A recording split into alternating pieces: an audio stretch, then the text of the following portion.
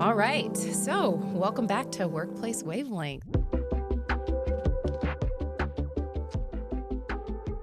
I'm so excited you're here, Bryson. This is going to be so fun. It's great to be here. I'm so glad you're here. And I was saying earlier, it's so fun when there's somebody that you've known for a lot of years, and whether you and I like to admit it or not, it's nearly 18. So we're going to close in on 2 decades here. Yeah, it's awesome. But I think the really cool part about this. We met when we were 5. Yes, we met when we were 5, looked the same. That's exactly right. And I think the really cool part about this is that we've seen a lot of organizations collectively. So this should be a really fun conversation. Workplace Wavelength, and just to give everybody a little bit of a background, was really designed initially to talk about all the things happening in the workplace right now, not necessarily just with our customers, but really truly dig into what's working, what's not working, tips, tricks at all scales. Yeah. So that's what we're talking about today. Specifically today, we're going to talk about the entrepreneurial spirit at scale. So, and luckily for us, you've seen a little bit of everything. So since he might not say it about himself, I'm going to say it. He's kind of been that entrepreneurial spirit person in the city of Atlanta that's been leading organizations like IBM, Equifax, and it even goes farther than that. So it's an incredibly impressive resume. And what's more is you're just a great guy too. So we're really excited that you're here. We're excited to continue partnerships with you as we have over the past, like I said, 18 years. And today just really take that conversation forward. So welcome. It's great to be here. And for those who don't know you and the background of your career and just all of your interest areas, including communication, entrepreneurial spirit, and everything, we would love to just hear from you just about your background. So I'm going to turn it to you for that. All right. Well, I'm a tech guy at heart. Yes. I just, I've always loved technology, kind of taught myself to code when I was 8, back in the day. And, just have always, just loved technology. And, grew up, doing that, always being the kind of tech guy in the room and as an intern or whatever, just always gravitated towards technology, data, building things, creating. I stood up at BBS, back in precursor of the internet and somehow convinced my dad to get an extra phone line to the house and I love that. And so ran a bulletin board system and just have always loved that. But as I entered college, actually my grandfather gave me great advice and said, because I was deciding between going to Georgia Tech or going to North Carolina. I ended up going to North Carolina, and he said, don't go to Georgia Tech and major in computer science. Yeah. He goes, you already know more about technology. Now, granted, he was a CFO, so his sphere of technology knowledge was small. Right. But he's like, you already know that. Go learn something you don't know. What great advice, though. How awesome. And so that kind of led me to go to, North Carolina and major in political science and double major in interpersonal communications.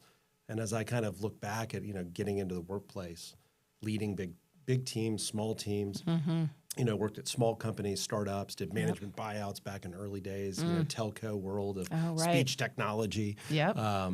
Back before, we had such a thing, we were trying to figure out how to make that work. But it was always about people, you know? And so how do you get people to rally around a cause? And that's benefited me through my career, especially as you get into bigger companies where trying to kind of coerce a coalition of the willing to actually do something that is usually swimming upstream against what the day-to-day norm is supposed to be. Right. But if you're trying to make change, if you're trying to create innovation, you have to swim upstream. And getting a team to follow you, getting a team to come along with you, it is all about people. So spent time with Arthur Andersen as a consultant.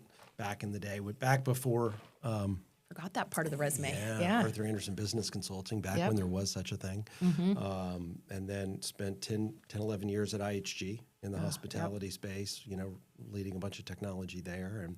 And spent time with the Weather Company, helping, transform the Weather Channel into the Weather Company. We sold that business to IBM, spent a bunch of time there, and trying to help IBM think about how you commercialize Watson and get into real cloud. Right. And after that, then went to Equifax to help them kind of recover from their data security challenge that hit them back in the day. And we had a very successful massive transformation of that business, and then wanted to get back into hospitality. And I'm now the CEO of Revinate, which is a awesome technology data play for hotels, helping hotels leverage their data to drive different, consumer guest experiences, bookings, those sorts of things. And that's just so fun because it's a totally different size of business. Right. We have about 13,000 hotels around the world, and Wow. Super fun. But it's always around data, right? And my love has been around data. If you look at what was Priority Club, now it's IHG1 Rewards. Yep. That's around data and people, profiles and understanding humans. Right. If you look at IBM Watson, that was around back in that time. Watson Health, it was around data and people. Some of our mutual connections you there think about too. the Weather Company was 1 billion active daily users, Yep. people, connections.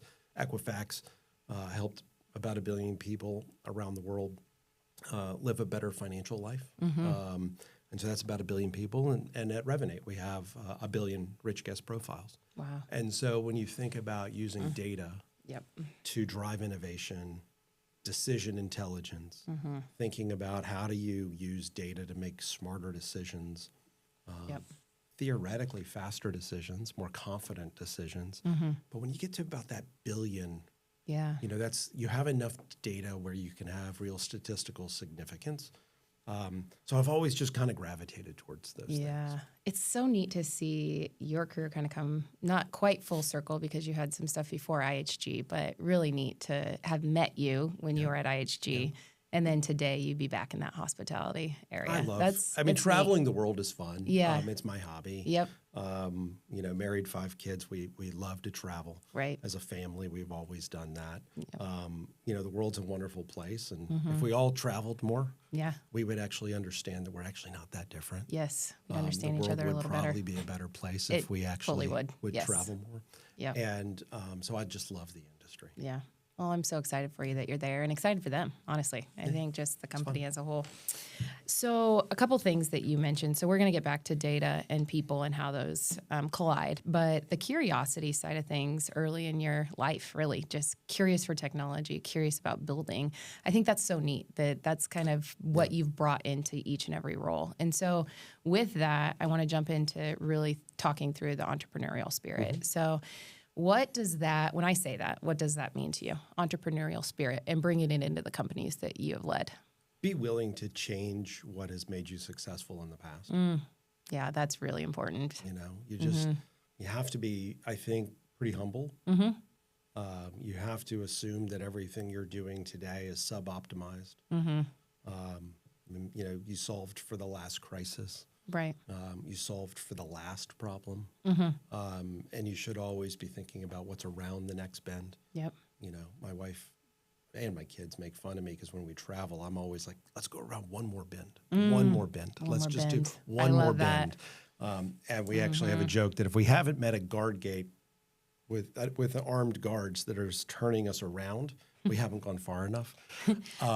And so, that's to me kind of being an entrepreneur is always around kind of trying to figure out what's around the next bend. Yeah, I love that. Oh my gosh. So in the startup world where you're at now, I mean, you're exiting startup world. I don't know how you define it, but it's a 15-year-old startup. Yeah.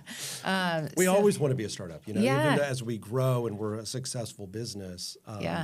We're constantly reinventing ourselves. Right. And I think obviously right now, AI has forced everybody to really throw away all of the ways we thought that we understood how to build product, write software, sell software, market software, whatever. All of it. Like all of that now has been turned on its head. I think AI has forced us to innovate. Doesn't mean that AI is actually driving, frankly, a lot of the work yet. Yep. In some cases more than others, obviously, but it has forced us all to go, wait a minute. Yeah. This is wrong. Rethink. Let's rethink. Yep.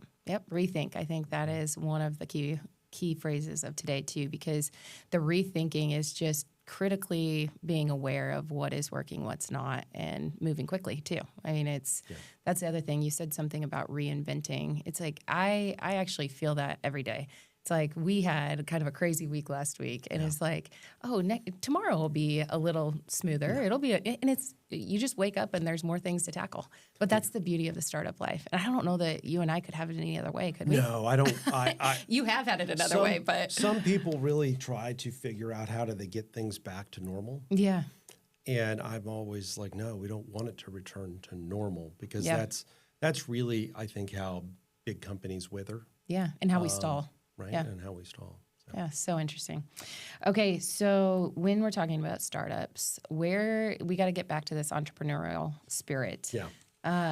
Where do you see that most? Like, where does it originate in a startup? And how can we foster that spirit in startups? You know, I think it starts with really understanding what problem are you trying to solve. There's a million problems to solve. Right. There's a lot of shiny objects. Everything is interesting and cool. Yep. You know, but keep your eye on the main point. You know, and so I write down tenets. I've collected, I think, 102 or 120 that I've written down, right? And I publish them out there. They're tenets.brysonkoehler.com. You can look them up. These are just things I've learned, right? And, you know, one of those tenets is number 14 is, you know, keep your eye on the main goal and don't stop to kick every barking dog. Now, this podcast doesn't condone kicking dogs. But we'll get in trouble for that. We get in trouble for that, but you get the point of the message, which is, you know, there's all these little things that always will pop up. Yep. And you just need to stay focused. And so I think if the team is rallied around a mission, this is our mission, this is what we're trying to do, then, you know, the team can constantly bring energy to that. And in many ways, you know, as a company grows and scales, I always use the analogy of it's like a big cargo ship. And when it's brand new and it goes out to sea, it glides nicely through the water. But over the years, barnacles grow on the bottom of it, and it slows down. It creates drag. And then what do? They put it in dry dock, and they scrape all the barnacles off, and they get it back new again. And in the corporate world, we call those reorgs. Yeah. But that's our barnacle scraping, is how do we get back to, you know, where we were at the speed and agility when we were a new ship. Right. Yep. And I think it's so important for a leader to constantly trim, you know, the barnacles. Yeah. You know, I just, in my day job, we just had our execs offsite last week.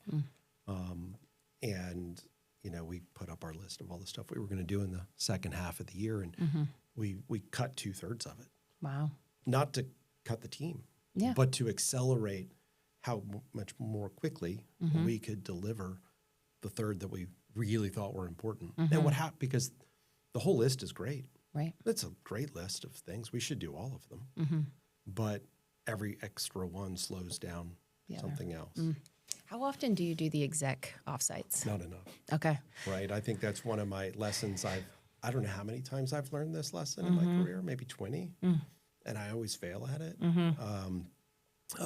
of finding either the time or the money. Right. Usually the time to bring people together. And not in the office in a conference room where it's easy to be distracted, but somewhere where you can actually bond as a team. And I'm not like bonding like we're going to go like on a ropes course, but like bonding onto the problem. Right. And just eye to eye, really I think kind of. quarterly is really important for a team to get together. That's one of those do as I say, not as I do rules, but I would love to be better at that. I ask that because you guys have plenty of people working remotely, as do we.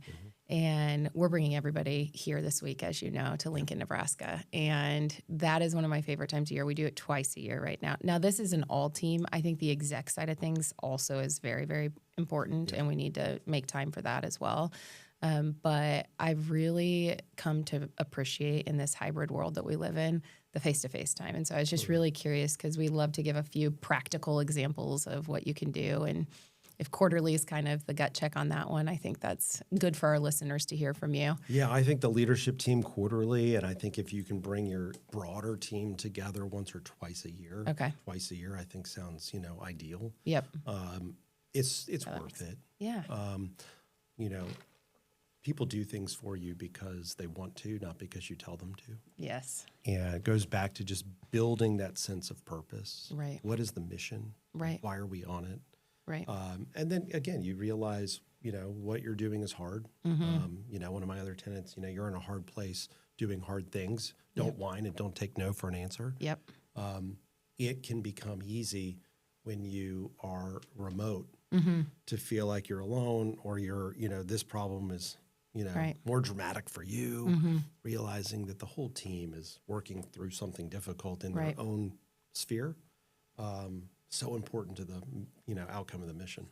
These tenants, I think we'll have a few requests for these. That's I fine. hope you know. I That's think fine. that's really They're out great. there. So And that was actually my notes for the only notes that I made for today was I wrote down the tenant that I thought best answered, what we wanted to talk about. well, that tenant 14, keeping the eye on the goal. I think especially, I think in any organization, but where we're at right now, and presumably your company as well, there are so many things we could do with our platform and just really focusing in on what we can actually accomplish. Well, with AI, we've removed the bottleneck has been technology for as long as you and I have known each other. Right. We're always waiting on the tech guys and gals to go do something. Right. Right. Yep. And now we're not so much. Right. Right. Like that's not now the bottleneck is, can I monetize that? Exactly. How do I price that? How What's do I next? package that? Yeah. How do I enable my sales team to properly sell it? How do I enable my support team to properly support it? The rest of the organization now needs to move at that speed. And if you can release code hourly, Right. how do you get the rest of the company to move hourly? Like we're not geared for that. Right. And so, the focus now is actually even more important than it was. I think there's some narratives out there that say, well, with AI, we can do more. And I'm like, no, with AI, you should do less. You should just do it better. Right.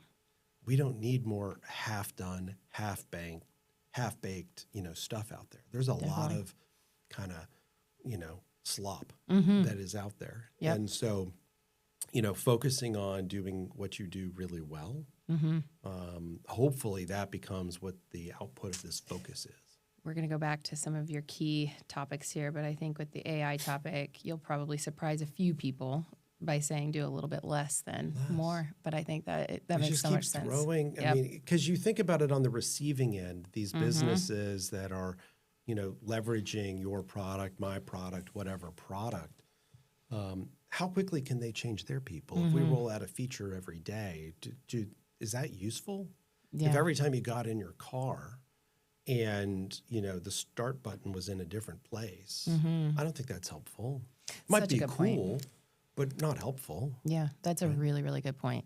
In fact, we just had a client talking to us a little bit about speed, and we're releasing so much right now, and they're trying to get their trainers moving fast enough. Right. So it's exactly what you're saying, even externally to our It's clients. funny because so many years ago, when I was running a mainframe team, not to date myself at all, but we would do we would do releases every quarter, and being the young internet guy, I was like, what is this quarterly release cycle? Like, because the internet side of my team was releasing weekly. Right. Thursday night, build night, always Thursday night. That's what we did. We got it to every week.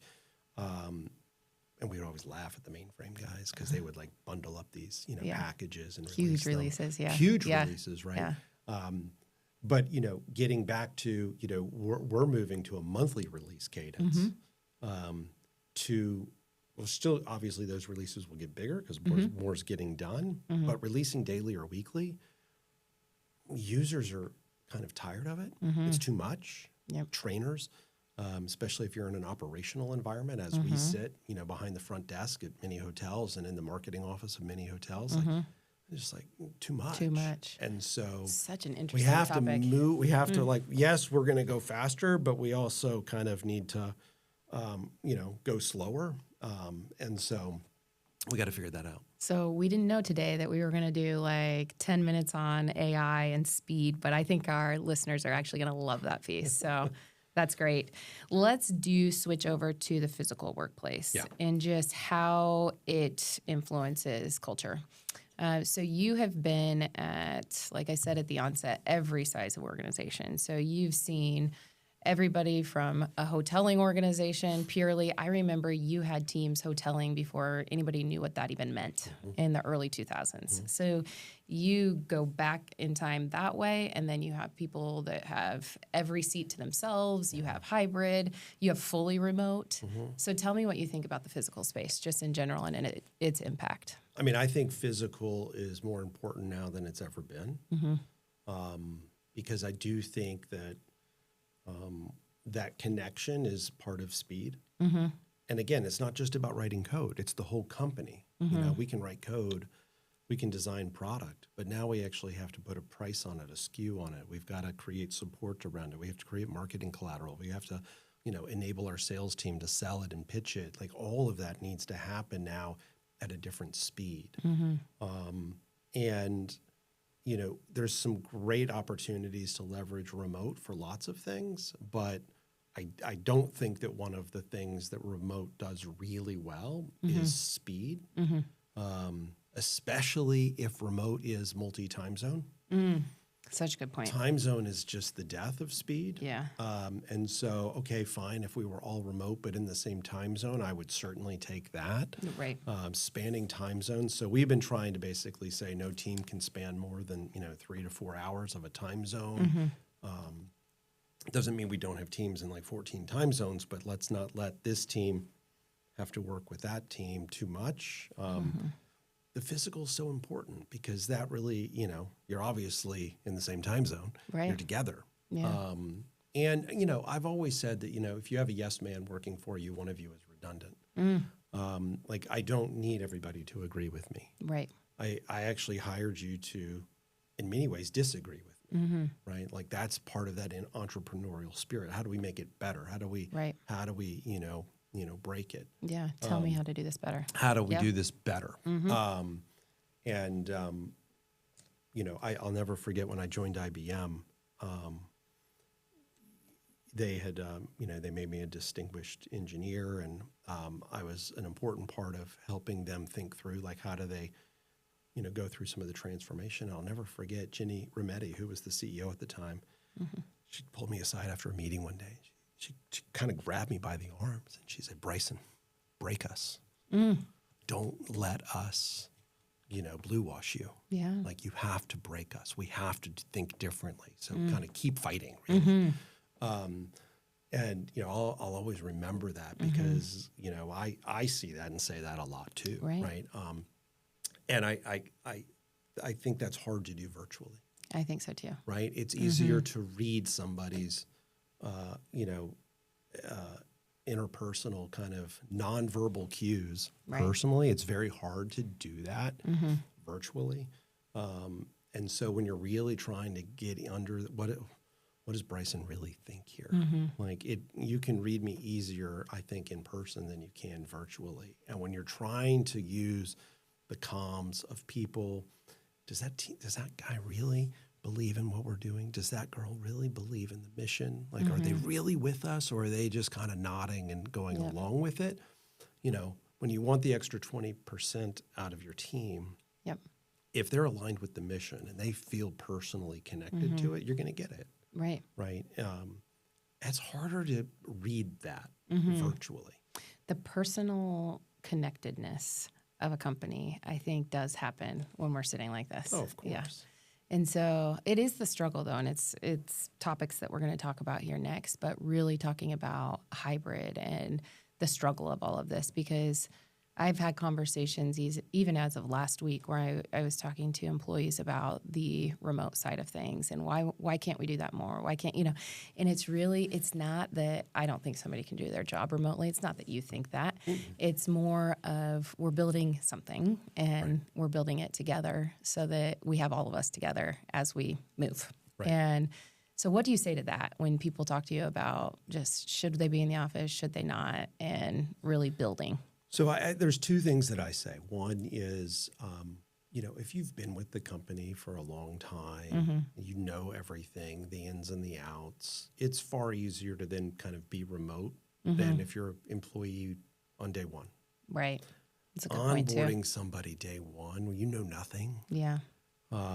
It's very hard to get the nuances of the history, the Right. folklore of the business.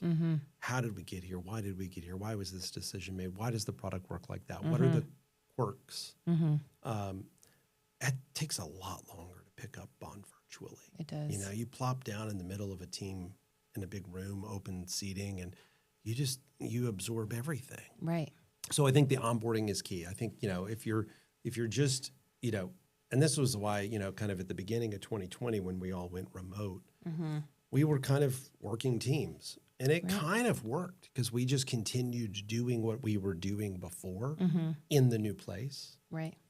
That's far different than we now need to do something different with different people. Right. And so, you know, I don't think you can compare the productivity that we saw in 2020, 2021 with where we are in 26, especially with the AI disruption that's happening. I think those are different. Yeah. Those are different environments. And I think the other thing I always tell people is, look, if you want a job, go work from your basement. If you want a career, get your ass in the office. Yep. I've heard you say that before, and we've actually used that multiple times just in conversation. Because I just think that, you know, your career is tied to your personal relationships. The reason why you and I are sitting here today is because we have an 18-year, you know, personal relationship. That's important in business. It really is. It's important in business. And so I think, you know, everybody's got to recognize that. And so, yeah, if you're a, you know, a software developer, if you're an engineer, you know, in the testing team, you know, right out of school, if you really want to learn the business, you're going to learn that in the office. Yep. If you want to grow your career to manage the testing team or move into some other part of the business, it's going to be hard to do that if you're not a part of the business. Right. You know, and so, and some people don't want that, and that's okay. That's totally fine. Yep.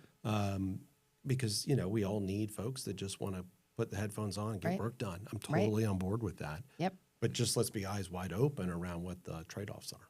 Yeah, and I think one of the things that you're reminding me of are just the drive-by conversations, you know, and you said the open space.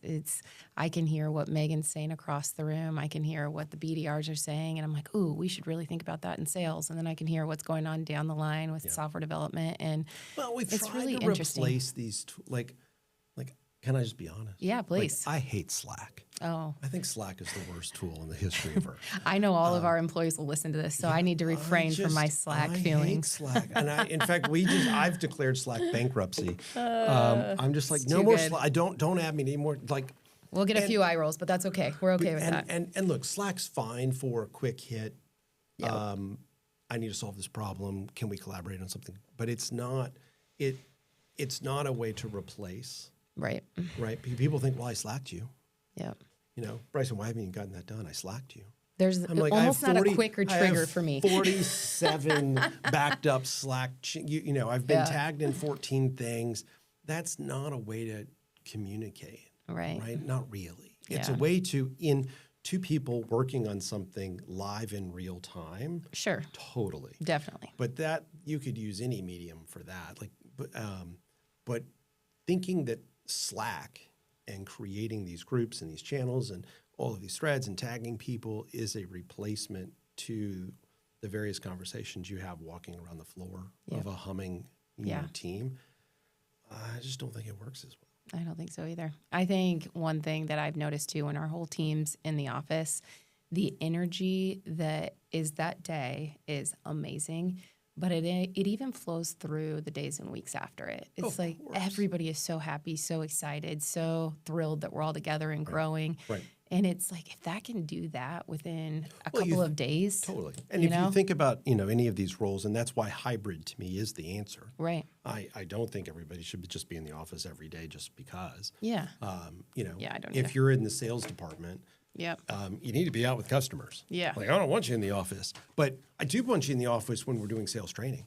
Absolutely. Right? Yep. If you're an engineer during the design phase with product, and you've got your designer and you've got your architect and your data guy, like when you're in that design, like nothing beats being in a whiteboard. Right. But once you're breaking the huddle and you want to go get it done, go work wherever you want. I don't care. Right. But that you got to be smart and purposeful about what is the time and place of that location, right? For the right type of work. And those things are constantly changing. What we thought the answer was 20 years ago, 10 years ago, 5 years ago is different than it is today. I totally agree with you. Super fascinating. So let's get back to data and making decisions with our data. So as it relates to space. So I know you have challenged us in the past too, just on data and space and how do we use the data for good for our customers? And so I'm kind of thinking Maptician-esque here, but what do you think data should be doing to help us when it comes to space utilization and real estate and beyond that? So everybody thinks of the data coming out of seats and conference rooms and space is real estate decisions. What else could it be? Right. What else should it be, in your opinion? Yeah, well, I could go on this for a long time. Okay, well, that's why I asked, because it's actually incredibly fascinating. So my view, and this is why, I've been, trying to help Maptician for a while, as you guys have been growing. But, when Maptician got started, and you think about, how do we help the facilities team maximize the investment in space? How do we help the real estate team make sure that we were utilizing the space that we had, in many cases, space constraints. We had hoteling, we had all of these things, and it was all around what's the metric? And the metric, by and large, not true across all your customers, but by and large, the metric was kind of utilization efficiency. Right. Look how smart we are. We're getting more people in, per square foot than any other business. You're not wrong. And I'm just like, that is such the wrong metric. That goes back to, the CEO of a company needs to be smarter about thinking about goal setting, across the organization. And if you've got a company where somehow you have ended up in a place where the facilities team is being measured by that metric versus what is the productivity and outcome per hour worked of the business, go back, rethink that. And so I think what's so fascinating about Maptician is the data that you guys collect and hold as you think about additional data signals that you can connect to the platform to help look at efficiency. How many support tickets did that person close? What was the NPS score or the customer sat score per ticket closed based upon the environment? What's the ramp time of somebody when they join the business from when they ramp to when they're fully productive? And how does that vary based upon the work environment that they're in? Code quality, marketing campaign effectiveness. How quickly do we close the books at the end of each month? Like whatever team you're in the company, there are metrics related to an outcome that you can measure. And the beauty of the Maptician platform is you can actually now collect data signals to not just, Bryson thinks that we're better. No, like what does the data say? Like the data will tell us what the answer is. And so we've kind of all guessed at that. Yep. And we see the return to office warfare that goes on, out in the market. Yep. Where you have some CEOs that create a lot of violence in their organization over return to office, and some that think return to office warfare. I'm also going to use that. It kind of is that. It's true. It is crazy. Why are we weaponizing? Like what? Anyway, it's kind of like I want people to come to the office because they want to, not because they're told to. Yes. And so there's a lot of ways to do that, but one of them is data. Right.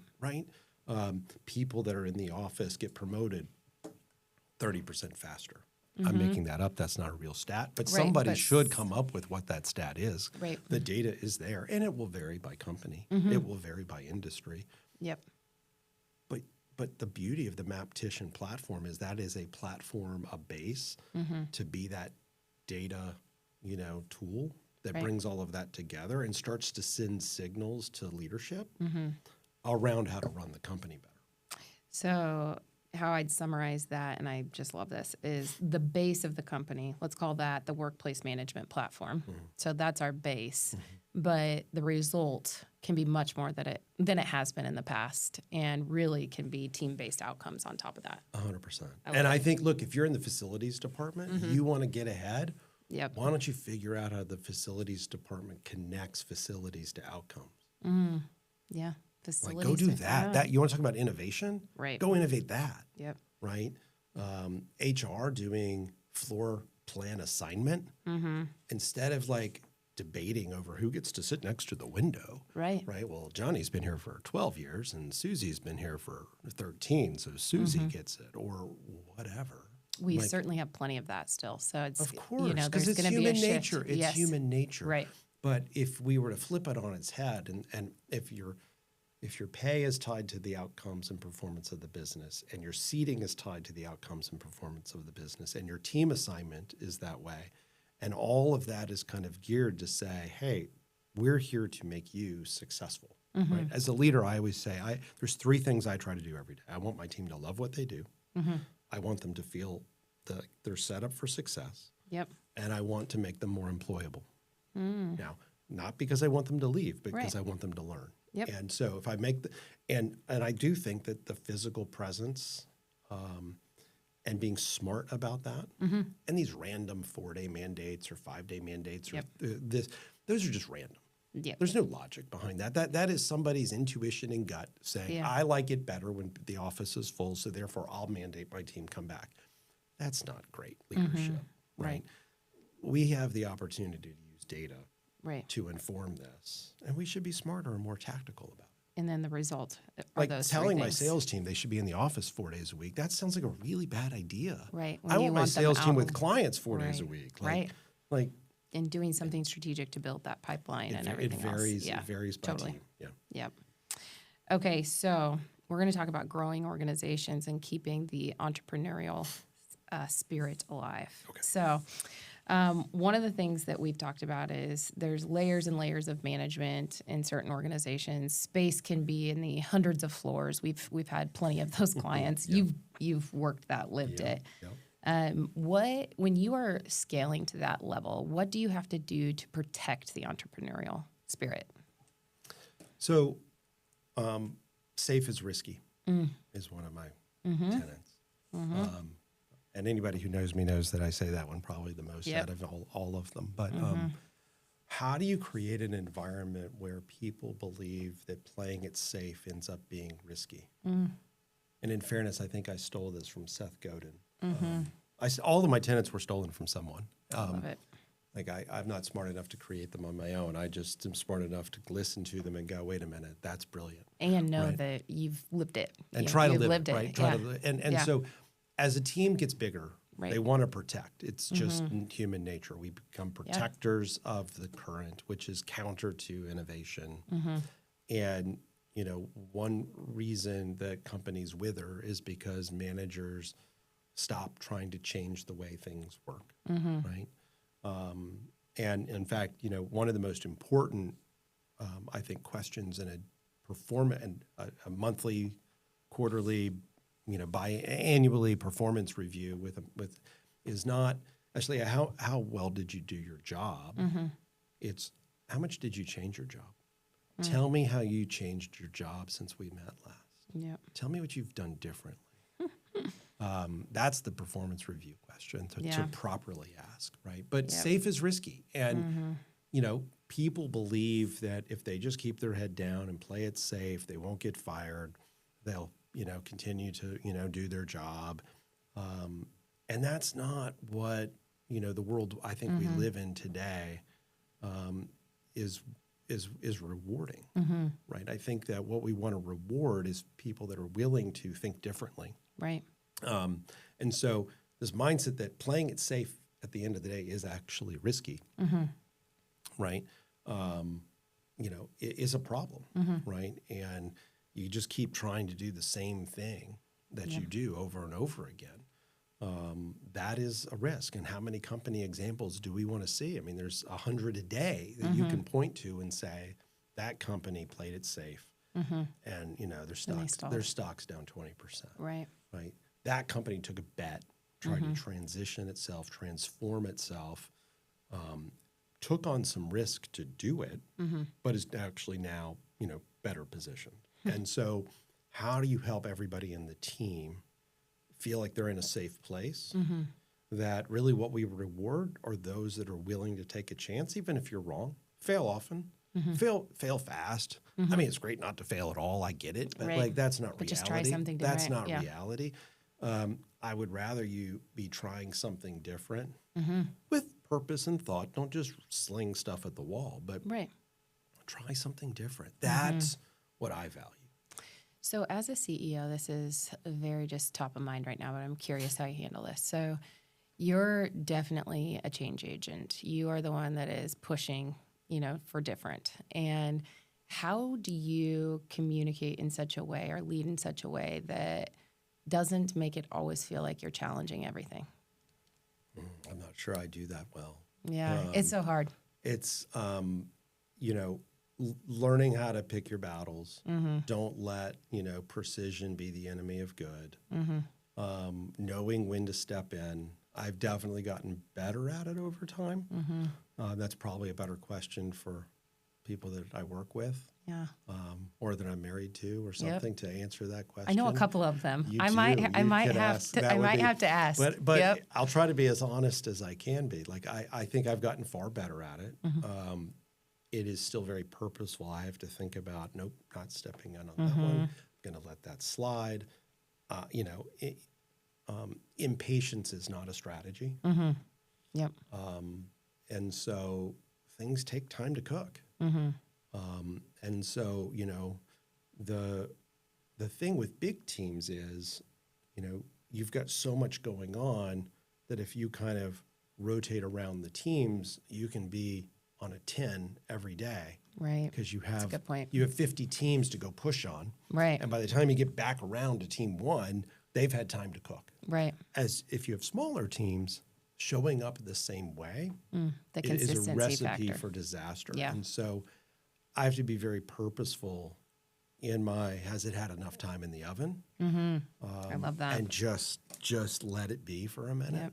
I call it picking my battles, but you are being far more eloquent It about your doesn't words. mean that I'm happy with it. I am completely dissatisfied internally with it, but I know that impatience is not the strategy to fix it. So good. Well, we are getting on every topic today, and I absolutely love it. So we are going to end on a few things about leadership and storytelling. So I especially love the storytelling side just because of your background and communications that I actually think I forgot about at one point. So I love that part. But how, you're a very good storyteller. I think our listeners and viewers have probably heard that today. But what role does that play, storytelling that is, in keeping the entrepreneurial side alive? It goes back to the mission, right? Yeah. What are we trying to do here? Yep. Right. Joined Equifax, probably not, crazy to say that probably not the sexiest company. Right. How do you build excitement in a team to go transform a credit reporting agency? Right. Right. And so that's where we came up with, living your financial best. Right. And that was done by, a whole lot of people in the company. But, that to me is part of the storytelling of any business. Right. Right. What is the motivational factor? And how do you tell that story that connects the dots? Right. At Weather, we created, It's Amazing Out There. Right. Which was geared towards getting people to go outside and enjoy Mother Nature. And that's a pretty cool storytelling, appliance, right? And so I think storytelling is so important to the team. It's important, obviously, to the market. Right. And we all have marketing teams that are trying to figure out how we tell our story to the market, but let's tell stories to our people too. Right. And so, I think our teams need to understand what are we trying to accomplish, right? Yep. And take Revinate. I believe the world would be a better place if more people traveled. I just think that's true, right? And that's my story. Right. And if we can make travel better, if we can make sure that the hotel you stay at is more personalized to you, if you're being guided to pick one that you're better suited for, if I know from the reviews and I know from your profile, the hotel in Lincoln, Nebraska, that you're going to like the best, why can't I through marketing or through your AI search or through whatever, how do I help guide and play matchmaker and travel's better? I'm not sure a lot of people think travel's better today than it was 6 years ago. Whether it's on an airline or it's on the highway or it's in the hotel, I would say people probably overall, it's probably not necessarily better. You're certainly paying more for, let's just call it the same. Right. That's not a great. And so how do we make it better? Right. And so I think storytelling to me, as you're leading a team, as you're thinking about connecting the dots, as you're thinking about innovating, keeping everybody grounded on what problem are we trying to solve? Yeah, What are we trying to make better? Yep, back to that. Like just keep, and the key on it is say it 1,000 times. Yes. You don't need a new story. I think one of the challenges is leaders come back and every 3 months there's a new story. Yeah. But we don't need a new story. It's the same story. We have a new chapter, but it's the same story. I love that. And so don't keep writing new books. Stop. Like your business is that book. Stay focused on it. Trying to be great at everything means you'll be great at nothing. And so, stay focused on it. And it's fine to build new chapters, but don't the same story, though. It's not a new mission. And I don't think that's boring at all to me. To me, it's exciting because you actually can then see real progress against, the change that you're trying to make. You're making me excited about our storytelling at Maptician because I love y'all's story. It's awesome. And we are always talking about connecting the people and the place. We're connecting the people to the place. We're connecting you to your office, you to me, in the office. There's so much that goes on when you think about the people in the place. So, if our relationship 18 years ago, whatever, was just virtual, it would have been a come and go thing, and it would have been we probably wouldn't be sitting here right now. We would not be sitting here. We just wouldn't. It's just different, right? And again, time and place for everything. Yep. Use data to make the best decision on the right time and place for what type of conversation. If we were recording this podcast virtually, sure, it would work. Yeah, but it wouldn't be like this. I don't think it would be the same banter. No. We'd be talking over each other a little bit more. You wouldn't be able to read my visual cues and, and so I wouldn't know that the look in your eyes saying that, okay, we need to wrap it up, Bryson, stop talking. No. I got it. No. Right. But you know it's what just I mean? me Like, leading in, like, what did you say? I have like 10 things written down. So that's that stuff matters. It does. Right? It does. Okay, so we need to leave our listeners and viewers with something, and that is your vision or what you think is going to change over the next 5 years when it comes to the workplace in general. So I have a feeling something about data or AI is going to come out, but I'm really curious what you think is just going to evolve over the next 5 years. I hope that what we see is that we get deeper specialization in everything that happens in the world today. I think that we all worry about AI, and there's the million talking heads that talk about whether or not it is or isn't going to replace jobs and all this stuff. Right. Right. We are all financially motivated as a society to not have it replace jobs. Right. Because we need people working in order to run the economy. I don't think that's lost on, leaders. But we have spent the last 20 years kind of building, I would say, mediocre systems and mediocre software and it's fine. Right. But it is the sea of kind of okayness, right? What software tool do you use on a daily basis that's perfect? Even in your personal life, Spotify's not perfect, YouTube Music isn't perfect, YouTube's not perfect, Gmail's not perfect, whatever tool it is you use, right. They're not perfect. We have the opportunity with AI to get better at our core craft, be better at our baseline skill than anybody else. We can copy, edit less, and we can create more. And how do we get better? And so my hope is that you see these highly specialized teams getting really deep and perfecting their craft and making all of the things we use far better. And theoretically, if things are better, we'll pay more for them. Right. And so that is, to me, kind of what I see is instead of these giant teams building mediocrity, we create highly specialized teams that are leveraging the modern technologies to augment that team's capability but that we're actually creating better art, whatever it is. I love that. Oh, you have left us with so much. So I am just so thankful that you agreed to do this with us today, that our listeners get a little piece of you and your wisdom. I think that's really wonderful, and I think they will really appreciate all of this. So for all of our listeners and viewers, you have been listening to Workplace Wavelength with Bryson Koehler and AshLea Alberry, and you will be able to find us on YouTube. I know that for sure, and Spotify, and it sounds like we're going to be expanding even greater here in the near future. So if you're with us today, we appreciate you being here, and we'll see you next time for Workplace Wavelength.